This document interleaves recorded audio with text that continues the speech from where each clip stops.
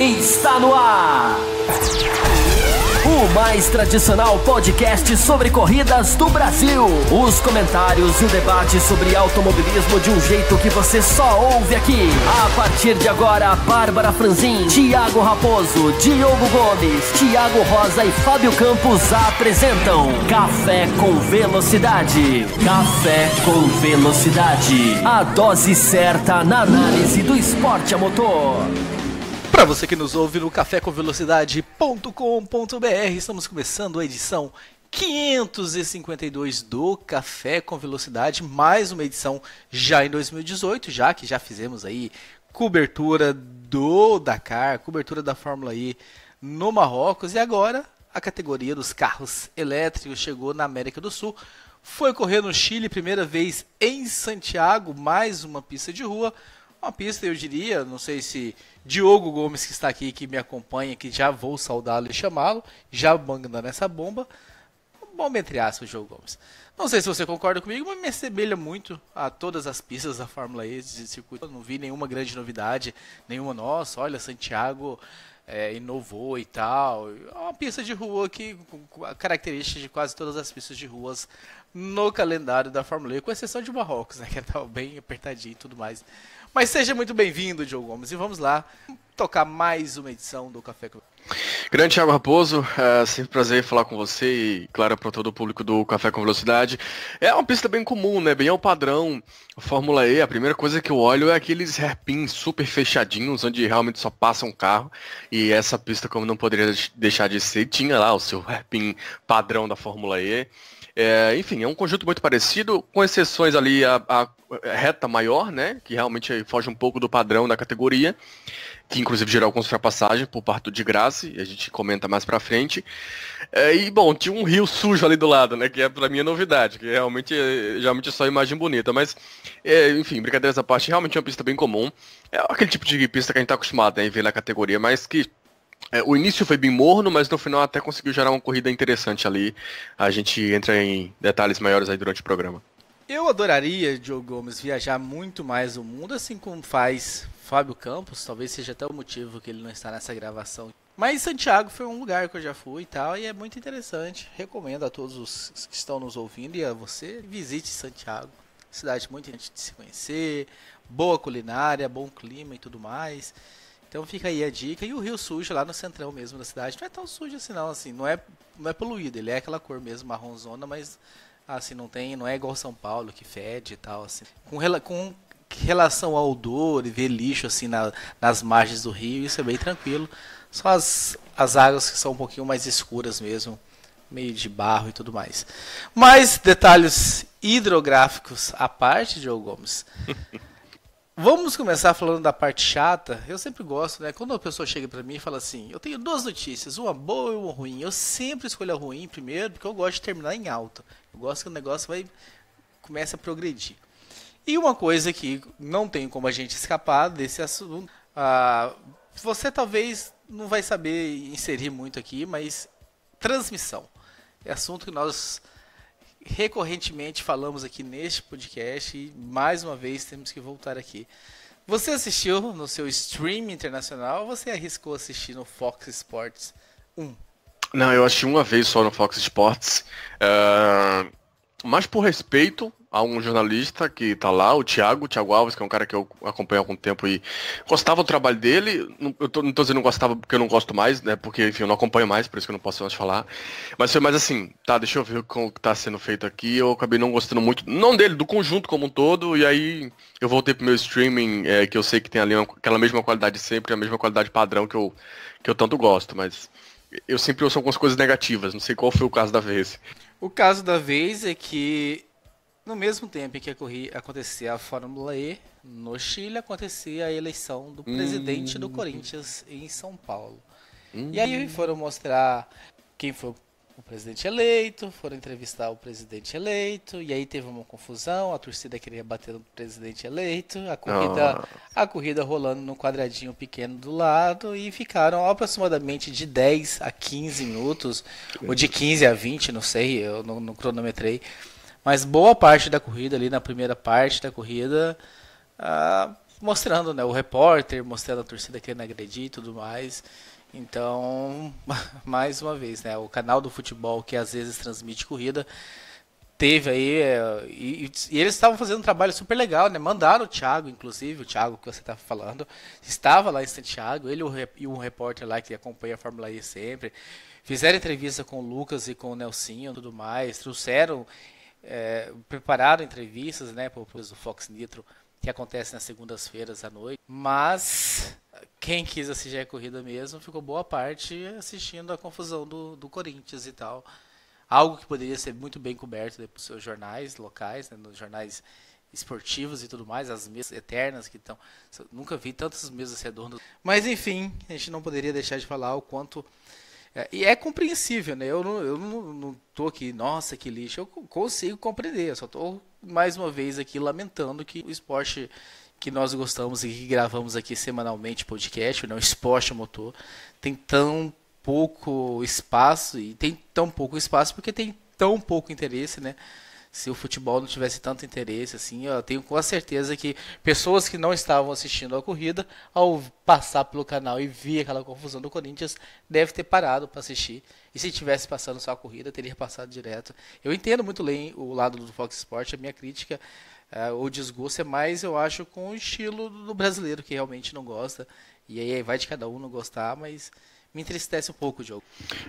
E assim, eu até tava acompanhando por streaming e tudo mais, mas eu sempre acompanho no Twitter, tava comentando no Twitter e tudo mais, e eu não vi nenhum tipo de transmissão nesse sentido em outras transmissoras, ou talvez tenha tido aí num Sport TV da vida. Então é aquela questão de pegar aquela audiência pontual, né? O que você falou do cara que vai estar transitando ali entre canais e acabou encontrando um onde está falando não só do futebol, mas está falando, ponto 1, de bagunça. Se você está passando na rua e tem alguma bagunça, todo mundo para olhar, isso é uma verdade, isso é da sociedade, infelizmente. E o ponto 2, do Corinthians, que, enfim, não precisa saber de futebol para saber que é um dos maiores times de massa, se não o maior junto ali com o Flamengo. Mas é o maior time em renda, pelo menos, de estágio, de imagem, de direito de imagem, patrocinadores e tudo mais. Então, esse conjunto acabou sendo extremamente negativo porque caiu naquela hora da corrida, né, pelo visto. Então, infelizmente, não é a primeira vez, né, já se deixou de assistir corrida no Brasil por 1 milhão de questões, ou de se perder parte de corridas por 1 milhão de questões. Eu sempre vou lembrar de quando o Papa esteve no Brasil e que a Globo deixou de mostrar a primeira vitória do Felipe Massa na Fórmula 1, ou uma das primeiras vitórias, né, que foi na Turquia.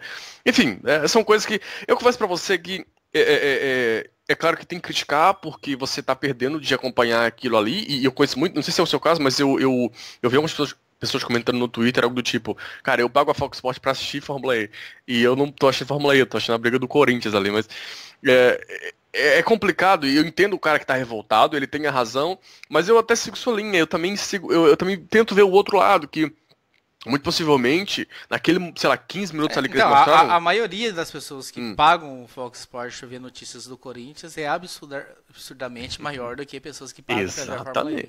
Então, tipo, eles devem pensar assim, pô, se a gente vai deixar alguém insatisfeito, é melhor a gente deixar a minoria, né? 3% insatisfeito, ou é melhor a gente deixar 97% da população? Não, sim. E é um canal, cara, que por mais que chama Fox Sports, ele se vende como um canal de futebol que passa outros esportes. Inclusive, foi até uma definição, acho que o Cristiano Seixas, inclusive, participante do fim do grid, colocou no Twitter. E é perfeito, é exatamente isso. Enfim. Eu entendo lá do cara que fica nervoso, ele tá certo, ele não tá errado, ele tá certo, ele tá no direito dele. Mas eu não consigo simplesmente fechar o olho pro lado da televisão que vai ter ali naqueles 15 minutinhos ali, talvez, como você citou aí, um super pico de audiência, sabe? E é isso que ela tá buscando, ainda mais questão financeira e tudo mais. Então, é uma situação muito complicada, é aquela situação que se você se agarrar, dá pra trazer 1 milhão de pontos diferentes e ter discussão de horas, desafio. Discussões sobre transmissões de lado, vamos enfim começar a falar da corrida. Nós recebemos um e-mail, que bom, né? Os e-mails vão retornando, o ano vai passando, já estamos em fevereiro e o pessoal vai entrando no ritmo aí. Ricardo Bannerman Soares, ele que não nos abandona, não sei quando é convidado para participar de gravações, escreveu pra gente: olá amigos, muito bom escrever novamente para vocês, tanto que neste momento o Verne acaba de encostar o carro no pódio, não rolou ainda. Nunca havia visto uma caçada tão intensa na Fórmula E e vimos na segunda metade do E-Prix de Santiago. Algum de vocês tem lembrança de um pega tão intenso? Você tem, Diogo? Foi intenso. A gente vai falar do pega, mas você tem lembranças? Eu acho que deve ter acontecido sim. Já... Fórmula E tem boas brigas e tudo mais. Fábio Campos ama a categoria por causa disso. Cara, eu lembro de alguns pegas épicos. Tem eu não lembro quem tá perseguindo, mas quem tá se dentindo há uns 2 anos atrás, que é algo assim maravilhoso. A maneira como o Bud consegue se defender, acho que é o de graça tentando perseguir. Mas tem alguns. Eu acho que o título do Piquet contra o Buemi foi aquela corrida na Alemanha, também. Não foi? Que eram 2 provas. Eu acho que a primeira prova do sábado foi magnífica também. Foi. Os dois foram subindo e o Buemi caçando o Piquet e tal. Realmente, tem alguns incríveis. Eu ainda acho, mesmo lembrando dessas aí, inclusive que eu não tinha lembrado, eu acho que essa agora foi melhor. Até pelo toque, sabe? Deu todo um... Quando eles tocaram, eu falei, pô, bateu. Acabou, fechou, sabe? E não, eles continuaram, não só continuaram na corrida, continuaram brigando. Então, eu acho que esse foi o maior. Mas que tem uma série aí de outros muito bons, tem sim. E esse pega, né? Vamos dar... nomes aos bois, né? Aconteceu com 2 companheiros de equipe, né? O que acaba de certa forma até deixando as coisas um pouco mais animadas, né? Jean-Éric Vergne, né? O francês liderava a corrida, atrás dele vinha André Lottery, piloto aí que deveria dispensar apresentações, mas se não conhece, é um piloto que vem aí WEC, grande piloto, passou também pela Super Fórmula também, não passou? Sim, tem quase uma década de Super Fórmula, acho que não chegou a ser campeão lá, mas andou incrivelmente bem, dominou o WEC, enfim, é um super piloto. Exatamente, né? Os 2 companheiros na Tectar, é assim que fala essa equipe deles? Nossa querida amiga Bárbara Franzin me ensinou uma vez que é Tita, ou Ticha. Algo do parecido. É algo do tipo. Tita. É uma pena que ela não tá nessa gravação hoje, né? Esse pessoal aí... Essa aqui é a antiga equipe do Piquet? Não, a antiga equipe do Piquet, agora sim, é a que hoje é chamada de NIO. É uma das piores equipes do grid atualmente. Ah, tá, porque a NIO tá como bandeira inglesa, que é onde eu lembro que era chinesa e tudo mais. Mas enfim, 2 companheiros de equipe brigando, né? A gente... a grande maioria do pessoal acostumado com Fórmula 1, né, onde pilotos às vezes não podem brigar. Nós tivemos um grande exemplo ano passado com os pilotos da Force India, que nós citamos bastante, que ousaram a brigar em algumas corridas, acabaram se tocando e na segunda metade do ano foram proibidos de continuar aquela briga, aqueles toques e tudo mais. Mas nós vimos um Lottery muito agressivo para cima do Vergne, o Vergne muito agressivo nas defesas também, não deixando espaço para o companheiro. Chegaram a se tocar e acabou que esse enrosco, né, dos 2 pilotos ali acabou por trazer a aproximação dos pilotos que vinham atrás. Sebastian Buemi, que era o 3º colocado, Felix Rosenvix, que era o 4º colocado, e Sam Bird se aproximaram dessa briga. Então foi um finalzinho com os 5 primeiros ali muito próximos e ataques de todos os lados.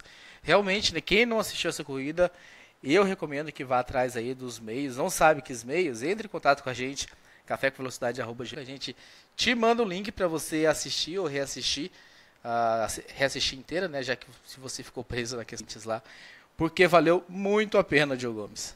Valeu muito a pena, sim, sem dúvidas. A maneira como eles brigaram, né? O Vergne, eu não sei se ele teve problemas ali no final, até acho que sim, que eles não tinham problema, não tinham conexão, né? Com o rádio e tudo mais. Isso nós sabemos, ficou claro logo após a corrida no rádio do engenheiro, que ele falou que ficou sem contato com a equipe ali nos últimos 10 voltas, mais ou menos. Acho que até o paddock ficou sem internet, caiu telemetria, algo parecido. Então eles estavam sem contato com a equipe. Mas eu não sei se o Vergne teve algum problema no carro. Ele perde muito o ritmo. O Lotterer, que vinha um pouco atrás, começa a chegar bastante.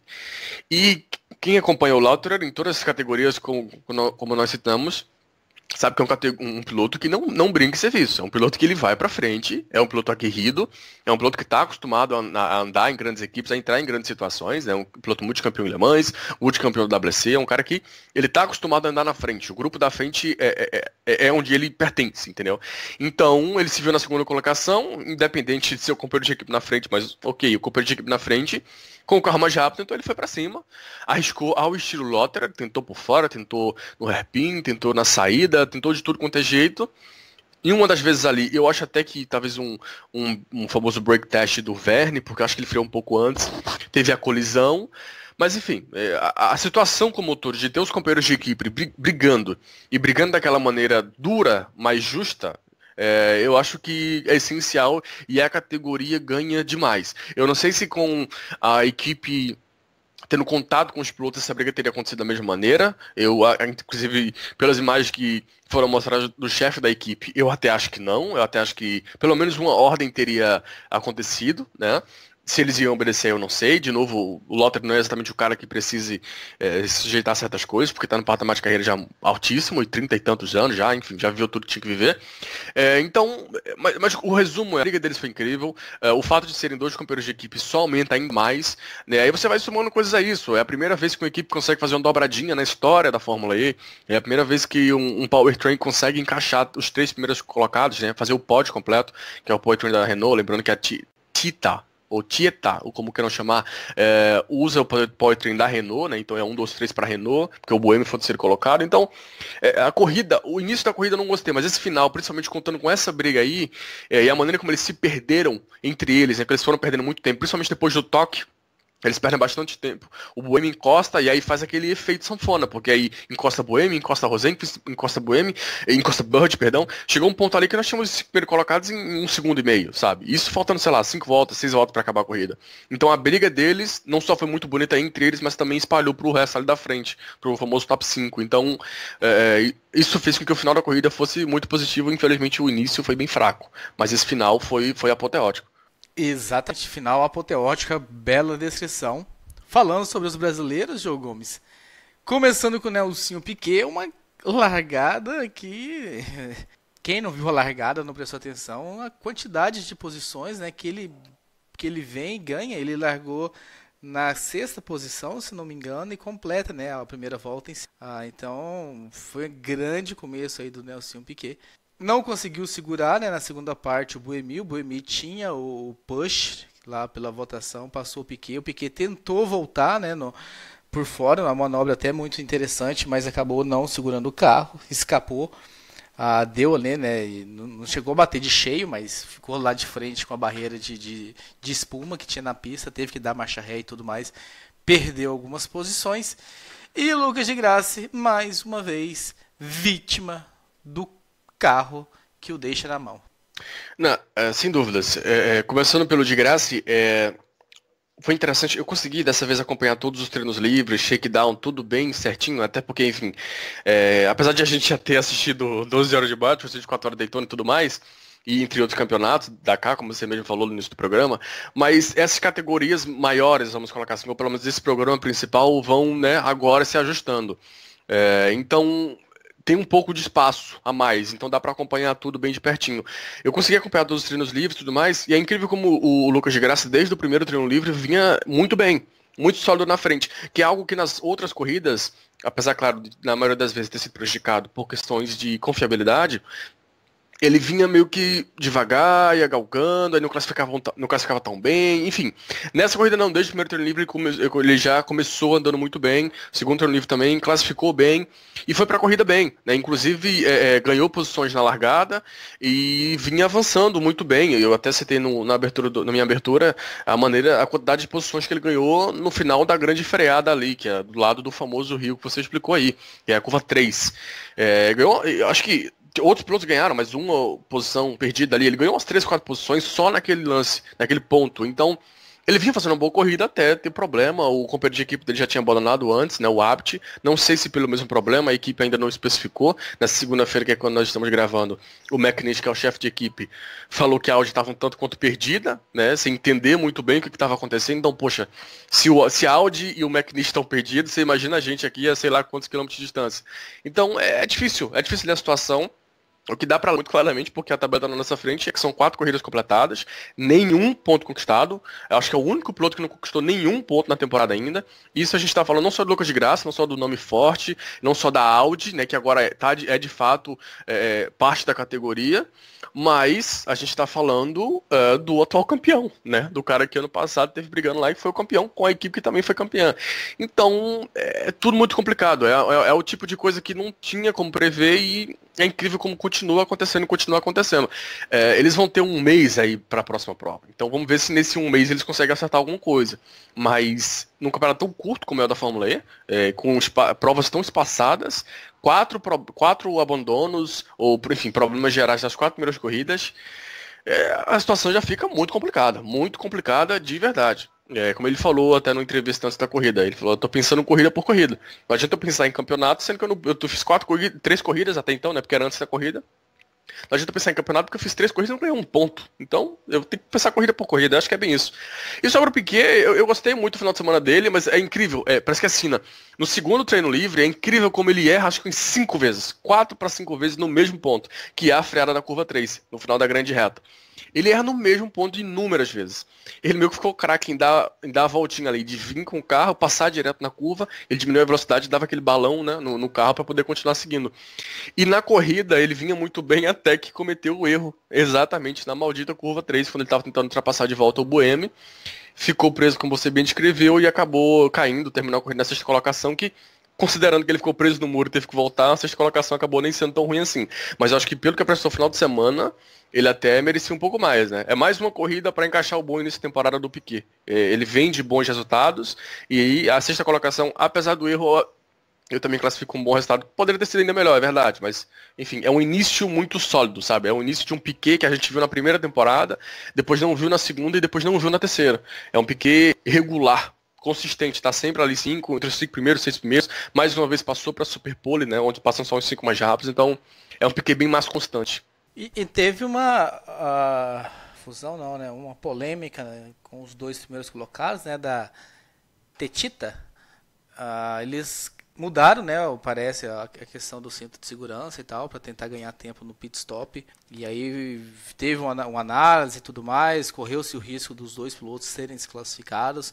No fim, ficou só uma multa de 30 mil euros. Mas é estranho, né? Porque se não pode usar uma coisa... Me parece que faltou punho ali de alguém para tomar a decisão correta. Ficar só na multa em algo que influenciou... Talvez não tenha influenciado diretamente, não sei, né? Como seria o pit stop com o cinto normal. Mas que faz ganhar tempo. Qual a tua visão? Um deles, eu sei que na ordem de pit stops mais rápidos da corrida, um foi o primeiro e outro foi o terceiro. Agora eu confesso que eu não lembro se o Lotterer foi o primeiro e o Vergne foi o terceiro ou se foi o contrário. Acho até que provavelmente que o Lotterer foi o primeiro porque, né, nós já estamos anos e anos aí de corridas de endurance e WC principalmente, onde obviamente você tem a troca de pilotos, né? Então é um piloto já extremamente arrumado em fazer essa troca.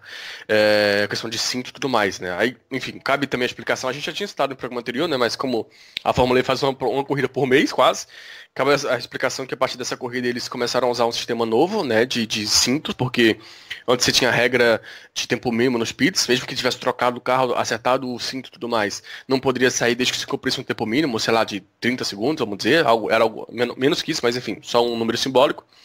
Tinha que ficar ali esperando dar os 30 segundos para poder andar. E agora não tem mais, né? Agora trocou de carro, encaixou o cinto, pode sair. Então... Eu já fiquei com medo porque esse pit pit lane é incrivelmente apertado. Acho que é o mais apertado que eu já vi na minha vida. Um carro da Fórmula E é muito pequeno, mal cabia um carro da Fórmula E de lado ali, é impressionante. Mas não teve nenhum grande acidente, ainda bem, mas os carros da Cheetah, a gente tem que aprender a falar o nome dessa equipe, realmente foram muito rápidos. Depois ficou confirmado, né, como eu citei, ali um mais rápido e depois o outro o terceiro mais rápido, então eles ganharam bastante em cima disso. E até o Rosenqvist também ganhou bastante, vale citar, nessa troca de carros ele ganhou acho que 5 posições, é um negócio impressionante, como ele e a equipe conseguiram trabalhar bem para dar esse pulo. Então, quer dizer, é como a gente tinha falado, né, é algo que começa a influenciar em posições, né, não é simplesmente uma regrinha a mais. Então, vamos ver como isso vai desenrolar para as próximas etapas aí. Mas voltando para Cheetah, eu acho que deveria ter uma punição mais séria. Eu não sei se exclusão dos 2 carros, mas até se pensou uma questão de dinheiro e 30 mil, sabe, 30 mil para essa equipe, pô, sei lá, sai no xixi. Então, ficou muito besta porque foi os 2 carros, né, não foi só em um, não foi só uma anomalia, foi nos 2 carros, só neles, todos os outros carros do grid não tiveram essa questão. E foi mais um ponto ali de ajudar a fixar a parte de baixo do cinto, né? Porque o cinto mudou, não é aquele mesmo cinto de antes, que ele tem que ser trocado mais rápido agora. Teve uma mudança, inclusive colocaram sensores, né? Para que a FIA possa ter certeza de que quando o cara saiu do pit, o cinto realmente estava fechado, né? Estava clicado ali, como a gente fala, né? Dá aquele clique. Enfim, acabou tendo esse problema aí. Eles não explicaram muito bem, como a FIA nunca explica muito bem quando é questão técnica, mas eu acho que se teve algum tipo de ajuda para facilitar e para deixar ali mais rápido, e quando a gente vai olhar a lista de pit stop mais rápido, mais uma vez citando, a gente vê um piloto em primeiro como pit stop mais rápido da corrida e o outro em terceiro, poxa, teve algum tipo de ajuda. Isso está comprovado, então teria que ter alguma punição um pouco mais severa. Eu não sei 10 se segundos, exclusão, pelo menos. 10 segundos, pelo menos. que é seja, padrão. não sei se exclusão da prova, sabe? Não é tipo assim, você usou uma peça que te deu um tubo a mais e por isso você ganhou a corrida. Eles não ganharam a corrida por conta disso. Mas ajudou eles ganharam muito tempo nos pits, né? E eles conseguem comprovar isso muito facilmente. Então, sei lá, 5 segundos, 10 segundos que seja, ou não quer tirar a vitória, punição, ou sei lá, faz alguma coisa, mas você puxar essa galera, você comprovar o erro e você dar uma punição de 30 mil, essa equipe, a equipe dessa gasta 30 mil o quê? Pra transportar pneu de um lado pro outro do paddock, sabe? Então, é o segundo erro da Fórmula E. Teve um erro no ano passado, acho que dentro dos pits também, eu não vou lembrar agora qual. Acho que a punição também foi patética. Eu lembro que eu vim aqui, o Rosa também estava comigo nessa ideia. Como é que você chama, você contesta o erro, você comprova o erro, você chama todo mundo e aí você dá, sei lá, 20 mil, 30 mil de punição e sai todo mundo normal, como se nada tivesse acontecido. E aí para a próxima corrida, como é que faz? Aí todo mundo começa a usar esse modelo de cinto, ou os caras não podem mais usar? Porque se na próxima corrida a Tita não poder mais usar esse estilo de cinto, então, poxa, eles assumiram, né, a categoria assume que, olha, aquilo ali não podia. A gente deixou, mas não podia. Então, se não podia eles usaram, eles tiram vantagem. Enfim, é meio confusa a situação. Bem confuso, vamos ficar de olho, né, na próxima etapa, que é no México, acontece no dia 3 de março, né, então quase aí um mês. Passa Carnaval, começa a NASCAR, começa o Mundial de Superbike e outros campeonatos que vêm por aí, dia 3 de março, no Autódromo Hermano Rodrigues, né, aquele estádio lá maravilhoso da Fórmula 1, né, fazendo parte também no circuito da Fórmula E. Classificação do campeonato, Diogo Gomes, tivemos mudança, né, com a vitória de Jean-Éric Vergne, ou Vernet, como queiram, é o líder agora, com 71 pontos, ou Jeff, como Félix Rosenvix, 66 pontos, Sam Bird, 61, e esses três têm uma distância gigantesca para o quarto colocado, que é o Sebastian Buemi, que tem apenas 37 pontos, Piquet 33, Mortara 24, Mitch Evans 21 para completar o top 10, Nick Heidfeld 21 também, Lotterer 18 e Abbott 12 pontos. Já dá para falar, Diogo Gomes, que está entre esses três primeiros colocados? Ou nós podemos acreditar numa chegada de Buemi e Piquet? Cara, é complicado porque, assim, é muito início de campeonato. Então, eu nunca gosto de apontar. Mas a gente tá falando de um campeonato que tem 12, 13 etapas e já foram 4, né? Se são 12 etapas, então um terço do campeonato já foi. E a gente tem o terceiro colocado com 61 pontos e o quarto colocado com 37. É muita coisa já. E lembrando que a Fórmula E tem uma pontuação normal, né? Normal, eu digo, igual usado na Fórmula 1, 25, 18, 15, barará, e dá um ponto extra por conta da volta mais rápida e 3 pontos por conta da pole. Então, é muito cedo. Eu prefiro, como tem tanta coisa acontecendo, eu prefiro acreditar que alguém aí na frente pode ter algum problema e que esse grupo vai se aproximar, né? Mas os três pilotos que estão muito à frente, o Vernier, sei lá, piloto da Tita, como queira chamar. Jeff, ele tem um bocado de nome. E o Henrique, que é o do meio, que é o nome que eu acho mais bonito, é o que ninguém usa, né? Mas enfim, ele tem 71 pontos, mas assim, ele tem 71 pontos porque ele tem 2 pódios, um deles a vitória agora no Chile, e uma quarta colocação e uma quinta colocação. É a pura regularidade, né? O segundo colocado, o Rosenqvist, tem 66, tem 2 vitórias no ano, uma pole inclusive, uma quarta colocação agora no Chile, inclusive boa a corrida do Rosenqvist, passou a corrida inteira sumido quando a gente olhou ele estava em quarto, né? Impressionante como ele consegue chegar ali na frente. Mas a primeira corrida dele no ano foi uma 14ª colocação, a primeira corrida do Marrocos. Então, vem sendo um campeonato de regularidade. O pessoal da frente vem ganhando. Né?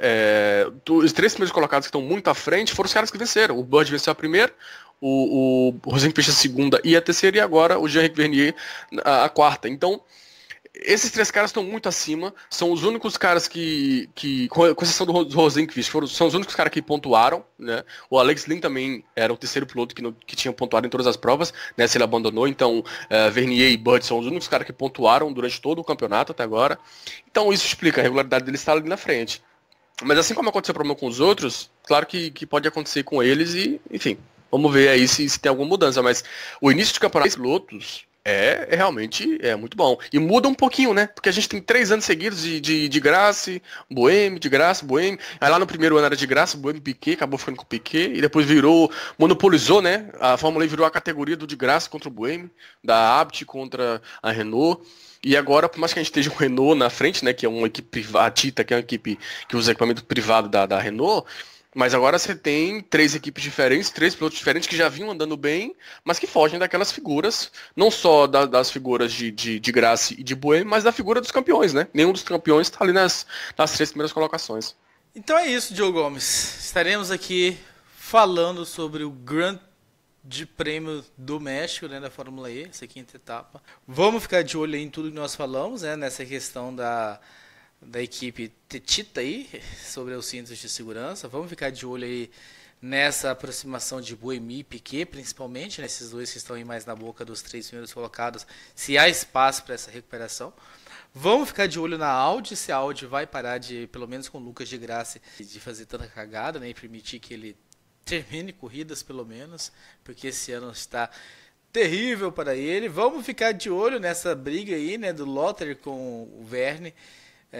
Eu vi que o Verne foi lá conversar e tal. Você sabe se teve briga, discussão, ou se foi alguma coisa mais amistosa? Não, foi tranquilo. Depois da corrida, eles até subiram no carro juntos, abraçaram, tiraram foto fazendo o número 1 assim, um abraçado com o outro. Pareceu ser bem amigável, né? Como terminou tudo bem, ainda bem, foi bem amigável. Se os 2 tivessem abandonado, aí provavelmente um iria sair chamando o outro de idiota, apontando o dedo na cara, aquelas coisas todas. Mas como terminou todo mundo bem, né, Gui com 2 para a equipe, aí terminou tudo bem. Tiraram fotos junto, foi amistoso. Que bom, como deveria ser em todas as categorias onde companheiros de equipes brigam por posições. Então é isso, a gente volta em março para falar sobre essa 5ª etapa, né, da Fórmula E, lembrando que sempre que Hong Kong foram 2 corridas, né, uma no sábado e outra no domingo, por isso que a gente vai para a 5ª etapa e tudo mais, e tivemos essas 2 corridas aí, contando o que acontece no México. Depois nós teremos Uruguai, Itália, França, Alemanha, Suíça, e a decisão acontecendo nos Estados Unidos, também com corridas duplas lá em julho. Um abraço para todos. Fique acompanhando aí o Café com Velocidade, que cada semana vai vindo com mais novidades, já que as temporadas estão para começar. Daqui a pouco tem carros de Fórmula 1 sendo revelados, sendo lançados, indo para a pista. Daqui a pouco começam outras categorias e estaremos aqui, como sempre, firmes e fortes, levando o melhor do esporte a motor para você, querido ouvinte.